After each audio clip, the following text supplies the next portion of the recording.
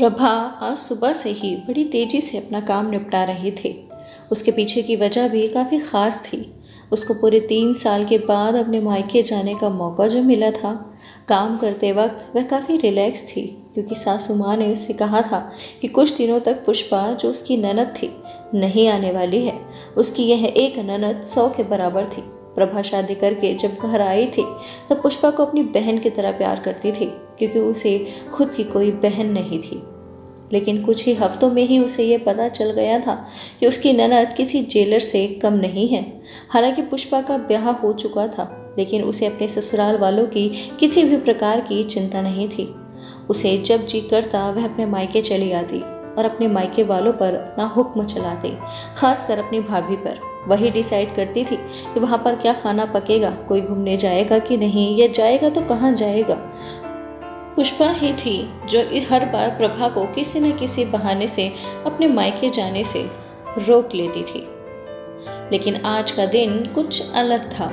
लेकिन क्योंकि माँ के कहने पर प्रभा के पति ने उसके मायके जाने का इंतज़ाम कर दिया था। ट्रेन की भी टिकट बुक हो चुकी थी। सारा काम खत्म करने के बाद प्रभा अपने पति के साथ अपना सामान लेकर घर के बाहर निकली ही थी कि सामने से पुष्पा आती हुई दिखाई दी। पुष्पा, जिसके मुंह पर बड़ी सी स्माइल और आंखों में चमक थी। वहीं दूसरी तरफ प्रभा की आंखों में उसको देखकर पानी आ गया था। वो बस आंसू के रूप में छलकना बाकी था। भैया भाभी के पास आकर पुष्पा ने कहा, क्यों भैया, कहाँ चले अपनी पत्नी के साथ सैर सपाटा करने के लिए?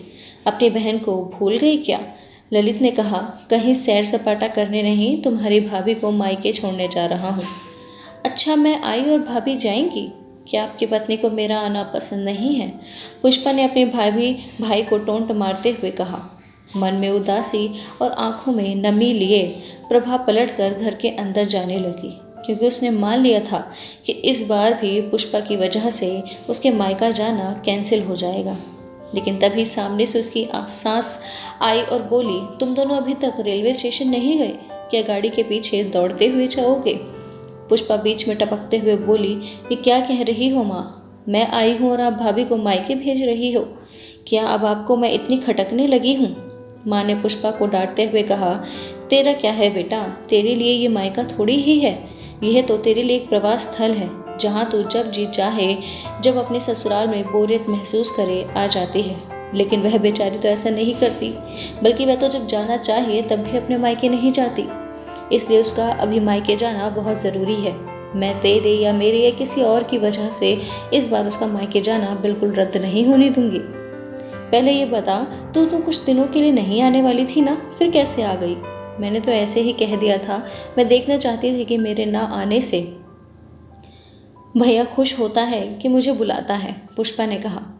हाँ हाँ, क्यों नहीं, कोई बुलाए या ना बुलाए, पर्यटन स्थल पर तो हर कोई जा सकता है।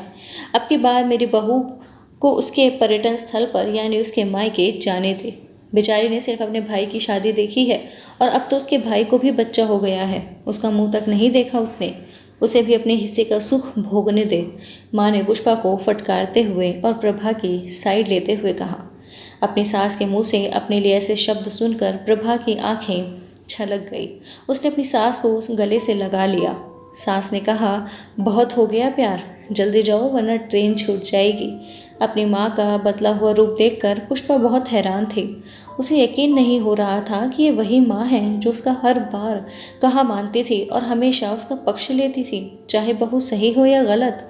वही माँ अपने मन में अपनी उस दोस्त को धन्यवाद दे रही थी जो कुछ दिनों पहले उसके घर आई थी और कुछ दिन रही थी, और जाते जाते उसकी आंखें खोल गई थी।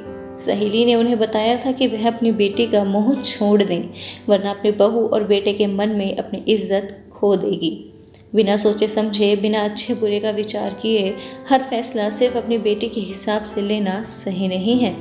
रेलवे स्टेशन पर ट्रेन के डिब्बे में बैठी प्रभा के चेहरे पर एक बहुत प्यारी मुस्कान थी, जिसे देखकर ललित को महसूस हुआ कि ये वह प्यारी मुस्कान है जिसे उसने 3 सालों से नहीं देखा था। सच ही तो है, मायका महिलाओं के लिए पर्यटन स्थल ही तो होता है, जहाँ वे अपने ससुराल की सारी चिंताएं, टेंशन भूलकर कुछ दिन आराम से रह सकती हैं। तो कैसी लगी आप सभी को सास बहू और नंद की छोटी सी कहानी? कमेंट में ज़रूर बताएं। अच्छी लगी हो तो लाइक कीजिए और ऐसे ही और भी कहानियों के लिए चैनल को सब्सक्राइब ज़रूर कीजिए। धन्यवाद।